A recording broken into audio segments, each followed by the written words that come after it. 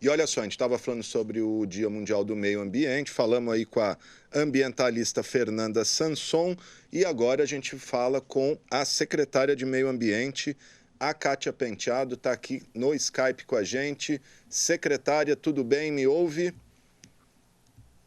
Olá, boa tarde, tudo bem? Estou Tudo ouvindo bem. legal. Muito obrigado por atender a gente, secretária. A secretária que estava participando aí de um webinar, uma conferência justamente sobre meio ambiente. Queria que a senhora falasse das atividades de hoje, se é que está tendo alguma coisa aí, né? Estamos nesse período de exceção, mas também especificamente sobre esse estudo publicado hoje no Diário da Região, que põe em Rio Preto 660 mil árvores. Parece muito, mas aí a Fernanda falou que deveria ter muito mais, claro, todo mundo acha isso. Queria que a senhora falasse sobre isso. Muito obrigado.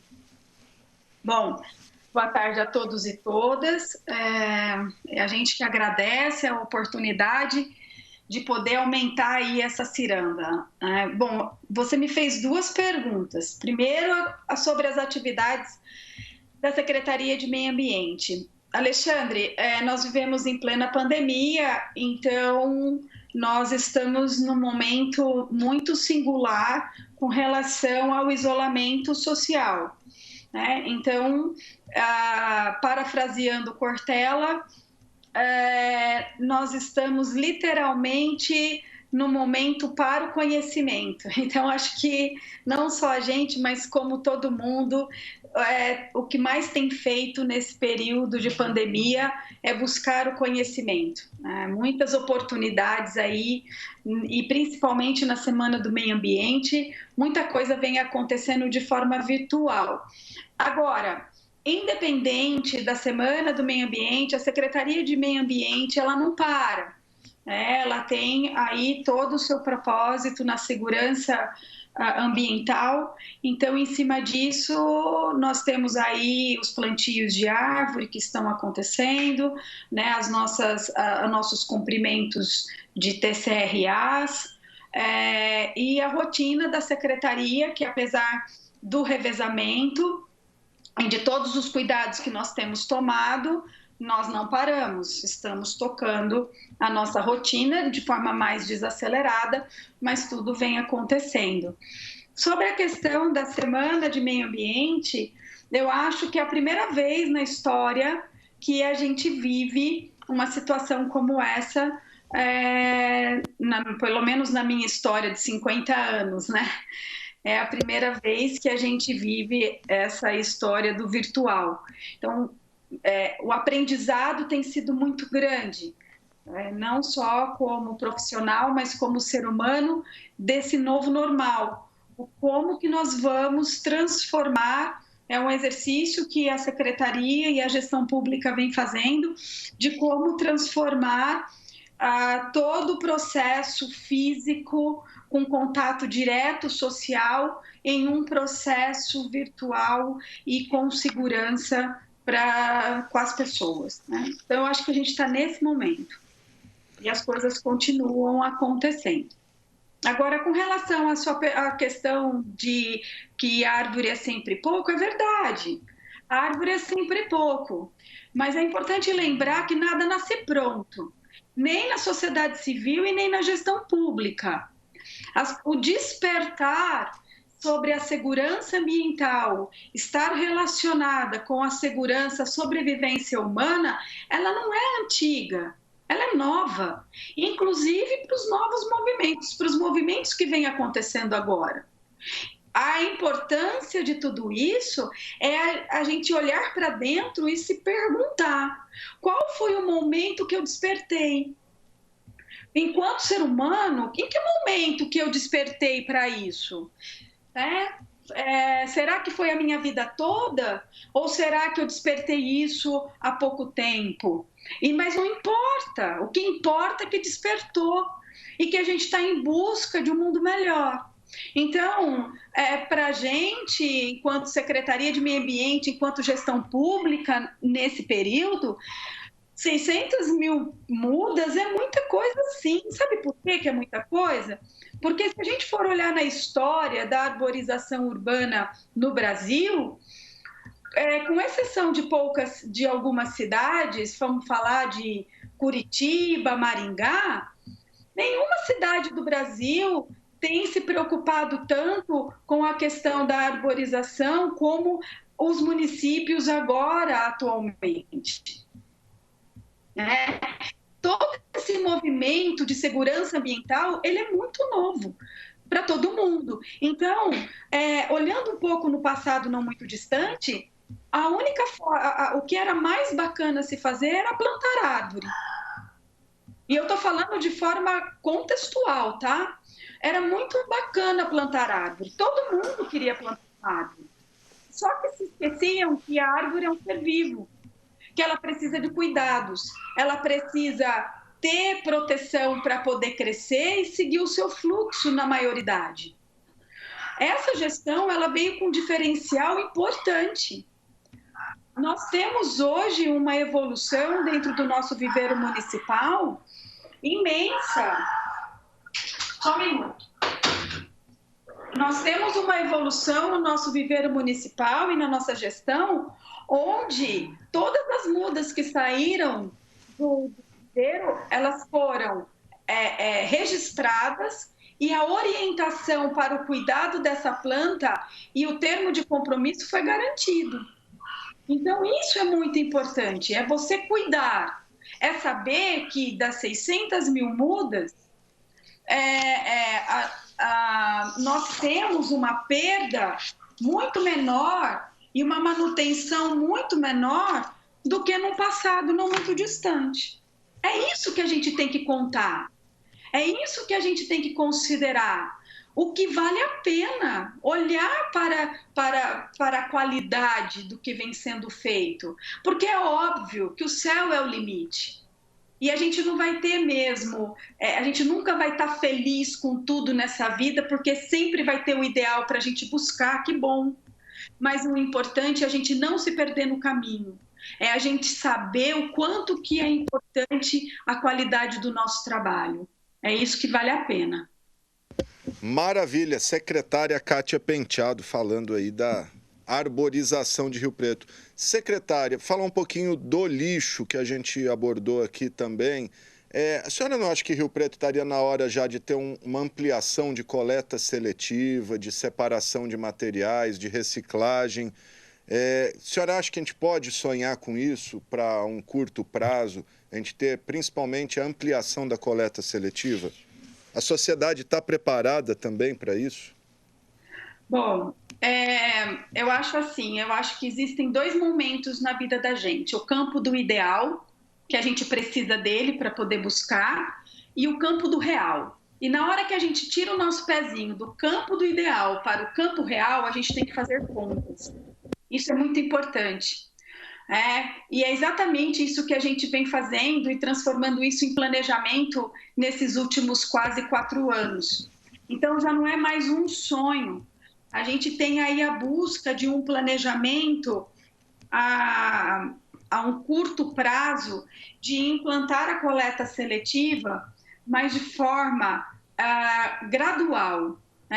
Assim, a gente precisa entender como que funciona a coleta seletiva, e você fez uma colocação bem interessante sobre a forma da participação das pessoas. Eu acho que São José do Rio Preto tem uma demanda reprimida, sim, mas eu já quero de antemão agradecer o trabalho incrível que a Cooperlagos e a Ares têm feito, porque são as nossas duas cooperativas que vêm fazendo um trabalho dentro das suas possibilidades e trazendo essa bandeira da coleta seletiva em São José do Rio Preto. Mas também é importante lembrar, apesar de não ser o ideal, como eu venho falando, porque se você fizer um levantamento da coleta seletiva de forma efetiva no Brasil, nós temos dados aí mostrando que todo mundo está ainda em um aprendizado. Nós temos uma política nacional de 2010 que prevê a presença da coleta seletiva por cooperativas ou associações, mas os municípios têm tido dificuldade, inclusive orçamentária, para colocar isso para funcionar.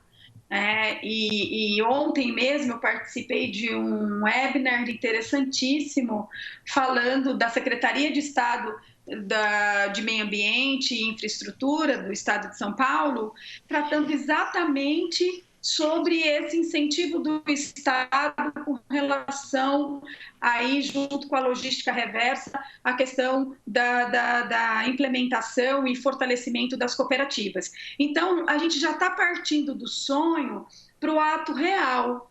Só que a gente tem que ter muito cuidado e responsabilidade no sentido da implementação. Porque nós estamos lidando com pessoas e nós estamos lidando com a economia local e tem muitas questões para ser definidas como marco regulatório, como política pública da própria política nacional que não está clara.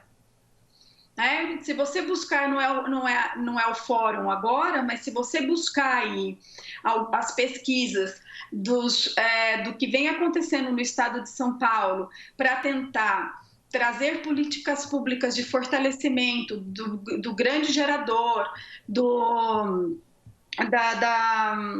logística reversa, isso é muito importante, porque não é um modelo linear. Nós temos aí a iniciativa privada, as indústrias, as importadoras, o comércio, todos são atores do processo da coleta seletiva. Então, não é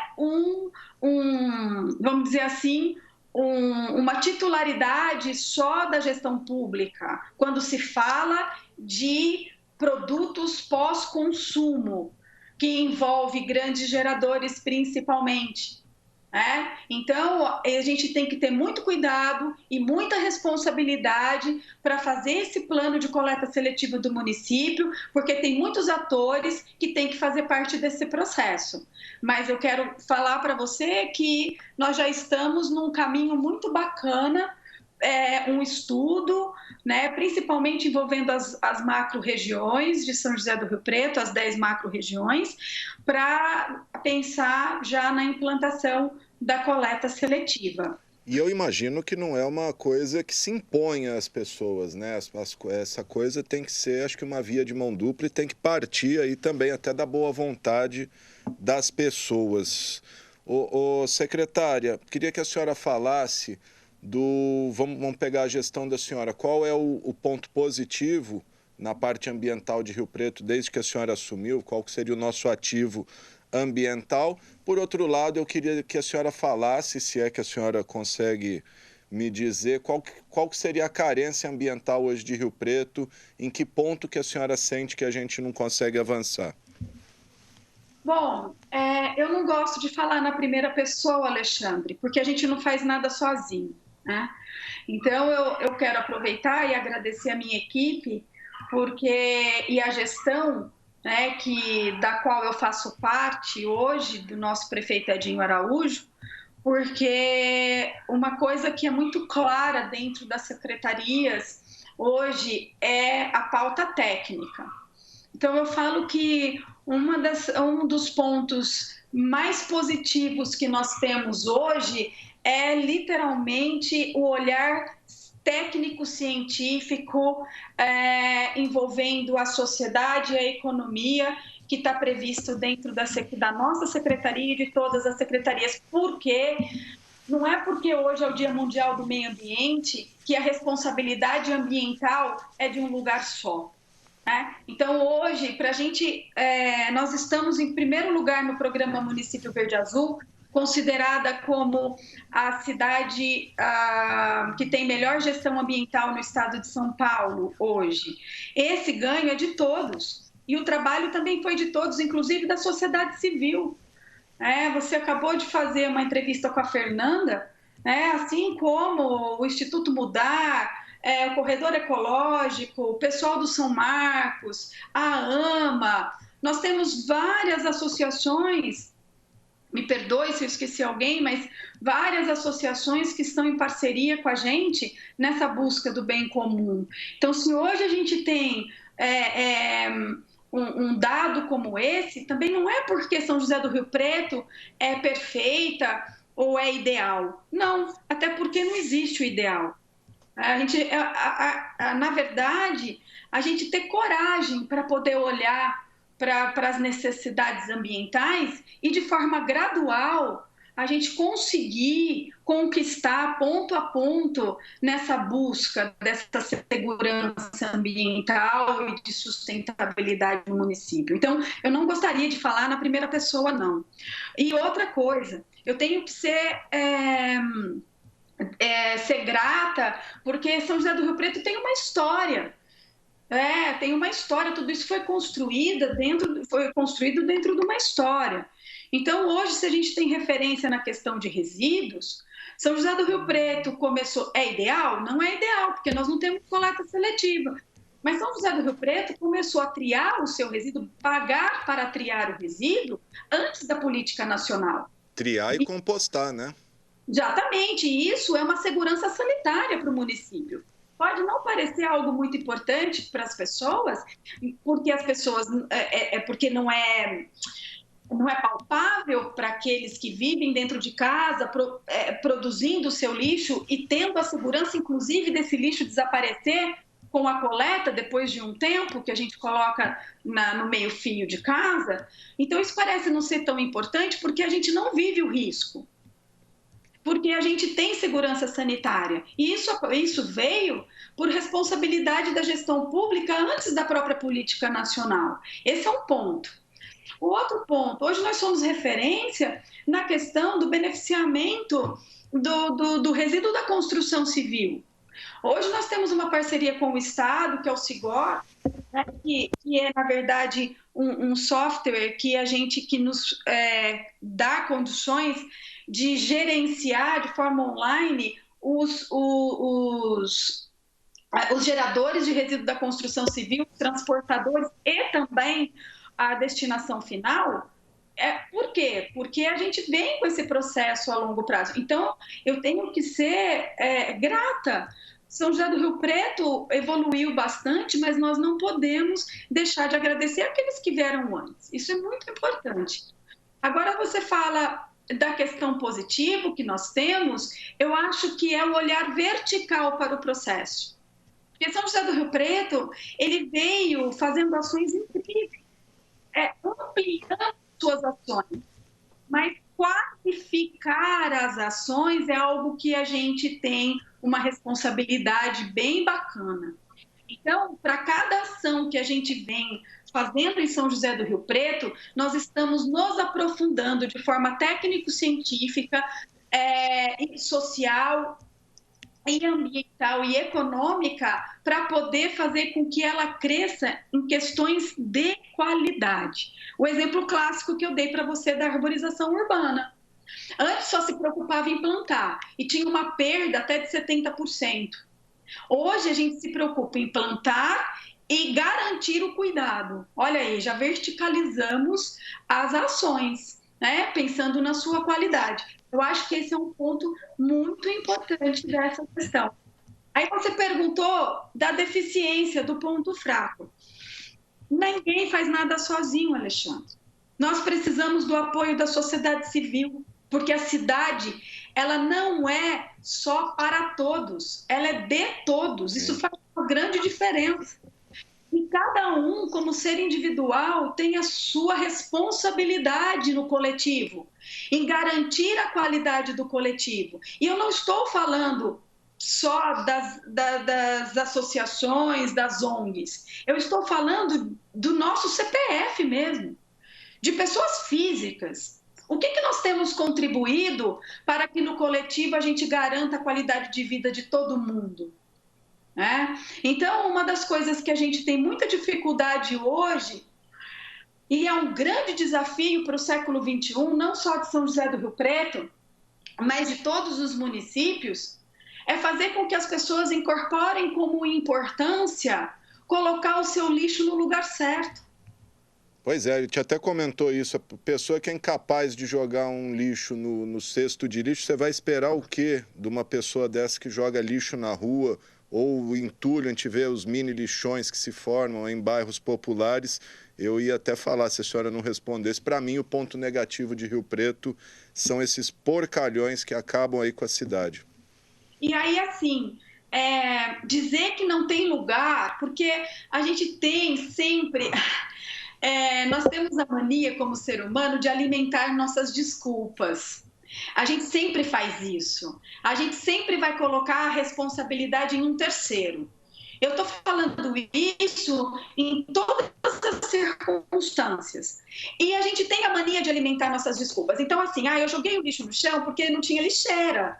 Cara, pega o seu lixo, coloca no bolso, dentro do seu carro e joga na sua casa para garantir a disposição correta.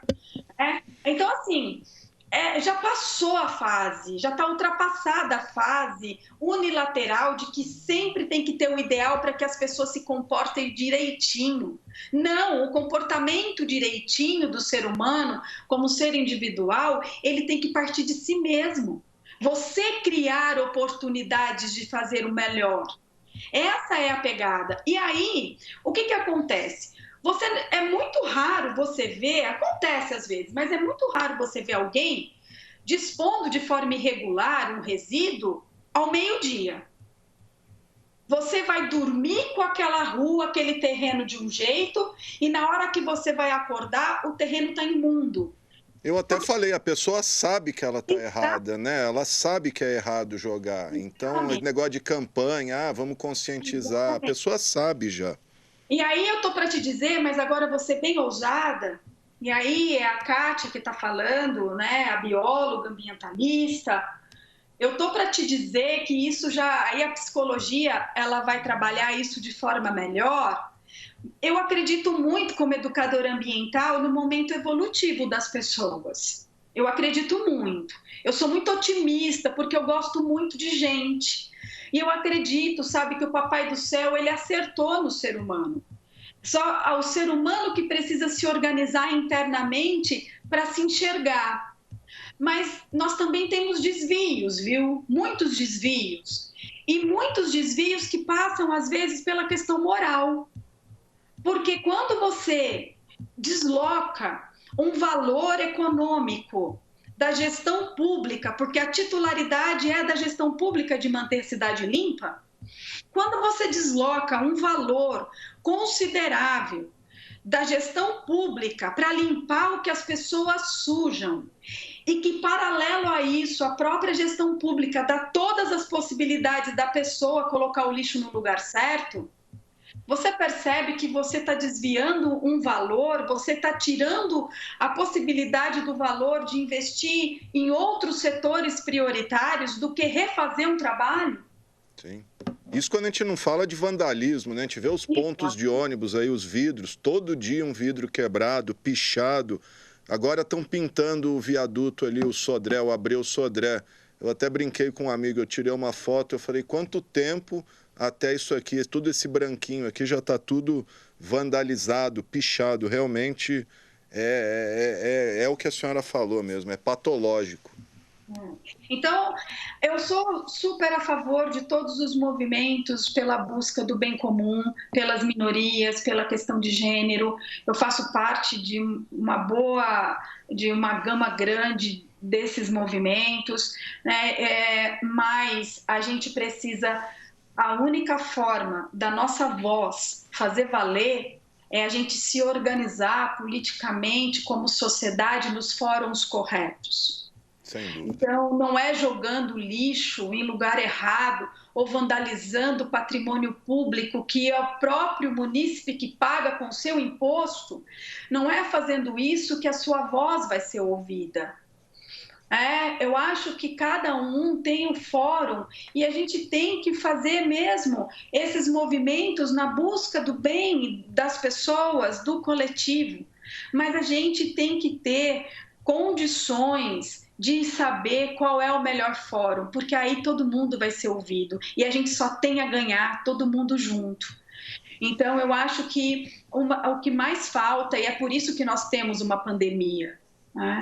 Porque enquanto nós não olharmos, não sermos generosos, não sermos solidários pelas causas comuns, e a questão do saneamento é uma causa comum. nós precisamos ser solidários com a sociedade, porque eu falo que é um controverso. Quem sofre mais com os problemas sanitários são as comunidades mais vulneráveis. Porque essa história de que nós estamos todos no mesmo barco, isso não é verdade. Defina para mim o barco. Pode ser um iate, pode ser um navio, pode ser uma jangada, ou pode ser, sabe, nada. Então, quanto mais a gente tiver esse problema sanitário instalado por meio de descarte irregular, por meio de vandalismo, o sofrimento vão ser para as pessoas que estão naquele entorno. Sem dúvida. Entendeu? São eles que vão ter o problema maior da contaminação. São eles que vão ter o problema maior da diminuição da qualidade de vida. Então, está na hora das pessoas serem solidárias, olhar para o seu entorno, olhar para a sua comunidade, olhar, sabe, para o que pode melhorar na sua comunidade. Aí sim, a conversa vai começar a ficar diferente e a gente não vai precisar mais discutir sobre isso no Dia Mundial do Meio Ambiente. Sem dúvida. Até fiz uma analogia pensando agora, estava vendo outro dia um tradutor falando que foi para a Alemanha, foi traduzir lá um negócio e que na Alemanha não existe a tradução para saneamento básico, né? Eles nem ousam falar disso, porque para eles é um princípio básico, como isso é ter que falar de saneamento básico ainda aqui no Brasil. Secretária, para a gente concluir, já estouramos um tempão aqui, mas está legal. Queria que a senhora comentasse a situação ambiental brasileira hoje. A gente teve aquela declaração horrorosa do ministro que falou: vamos aproveitar a pandemia, que a atenção da mídia está para a pandemia, para passar a boiada, se referindo aí a regulamentações ambientais, mas aí ontem, em uma delas, ele recuou, revogou a anistia a desmatadores da Mata Atlântica. Queria que a senhora fizesse um apanhado do Brasil hoje na área ambiental. Bom, Alexandre, o que eu posso dizer, né? Eu tenho 51 anos de idade, eu tenho quase 30 anos de movimento ambientalista. Eu sou bióloga há bastante tempo, desde 1997, e eu tenho passado, e eu trabalho muito com políticas públicas, estudo muito políticas públicas e planejamento estratégico para segurança ambiental e sustentabilidade. E aí, uma coisa que a gente vê que é muito importante, que isso vale para todo mundo, e eu acho que esse é o momento da gente beber da fonte não contaminada, porque com isso, além de tudo, a gente está com a fake news aí, né? E sofrendo horrores. Então, uma das coisas que eu considero é que nós estamos num momento muito frágil e muito delicado da história ambiental do nosso país. Quando a gente vê 1972, lá em Estocolmo, quando começaram a discutir, a socializar as questões da relação do homem com a natureza, nós estamos falando de 1972. Olha, nós estamos em 2020. E quando você olha o gráfico da situação ambiental no Brasil, esse gráfico parece, como é que fala? Um loop, né? Então, hora está para baixo, hora está para cima. E uma das coisas que está muito claro, que eu acho que é importante ficar claro para todo mundo, é saber que a gente depende exclusivamente de políticas públicas para fazer as coisas acontecerem. E, principalmente, quem que manda, quem tira e quem põe artigo nessas políticas públicas. Isso é outro ponto muito importante. É as pessoas olharem a história daqueles que estão participando de cargos importantes no nosso país. Aqueles que se tornaram deputados, aqueles que se tornaram senadores. Quem são essas pessoas? E o que elas têm feito pelo coletivo, pelo bem comum? Hoje nós temos aí todos de forma muito transparente, é só buscar a informação no lugar correto. E o que nós vemos, além de tudo, que todos os ires e vires do, desculpa aí a brincadeira com a língua portuguesa, mas que tem acontecido com as políticas públicas ambientais nesse período, a força dos movimentos ambientalistas é o que vale a pena. Nós precisamos entender que não são pessoas à toa, não são pessoas vagabundas, que não têm o que fazer, que fica fazendo movimento de esbórnia e de baderna. São pessoas importantes, pessoas que buscam o bem comum. Então, todos esses ires e vires aí dessas políticas públicas, e eles estão justamente fortalecidos por conta desses movimentos. Tem um detalhe que eu acredito muito, sabe? Que as pessoas falam que o mal, isso vale para tudo, não vale só para a questão ambiental, que o mal, ele sempre vence. É porque o mal é maior do que o bem. Eu não acredito nisso. Eu acredito que o bem, ele é desorganizado. O mal não é maior. É o bem que é desorganizado. Então, quando a gente perceber que o bem comum é maior, ele é importante para a sobrevivência humana, a gente vai se organizar em fóruns politicamente corretos para que a gente tenha força para fazer com que as coisas mudem. Porque tudo está conectado, inclusive a questão ambiental. Tá certo, secretária, é aquela frase, né? O que me incomoda não é o grito dos maus, mas o silêncio dos bons. Obrigado, viu, secretária, pela sua entrevista. Eu agradeço demais. Se a senhora quiser falar mais alguma coisa, fica à vontade. Não, eu agradeço profundamente a oportunidade e, assim, que o 5 de junho ele seja um momento reflexivo, independente da política, independente da ideologia. Hoje a segurança ambiental está mais do que provada que a segurança ambiental ela é importante para a sobrevivência humana. Isso não é mais papo de ambientalista. Isso é fortalecimento, inclusive, das instituições financeiras, que vem fazendo um movimento enorme a favor da gestão ambiental no mundo e no país. Que a gente busque informações corretas, que a gente valorize a comunicação, que a gente valorize aqueles que nos passam a informação correta. A gente tem que buscar esses espaços. Fica aí a dica.